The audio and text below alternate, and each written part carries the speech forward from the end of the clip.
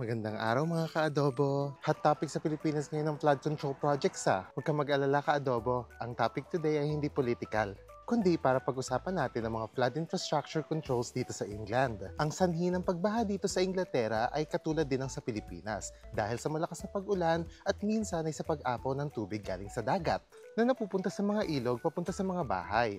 At unang-una na nga sa ating listahan ay ang North Sea flood na nangyari noong taong 1953 na nagdulot ng matinding pagbaha na siyang dahilan kung bakit namatay ang mga nasa 300 tao noong panahon ito. At siyang dahilan kung bakit nabuo ang Thames Barrier. Ito ay binuksan noong taong 1982 at matatagpuan sa Woolwich, England. At isa ito sa tinaguriang pinakamalaking flood control movable barrier projects in the world.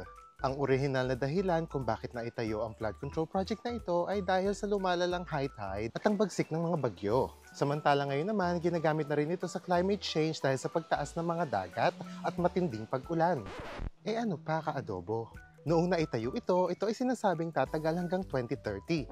5 years na lang 2030 na. Sa kasalukuyan, tinatayang tatagal ito hanggang 2070 para protektahan ang London at mga karating lungsod.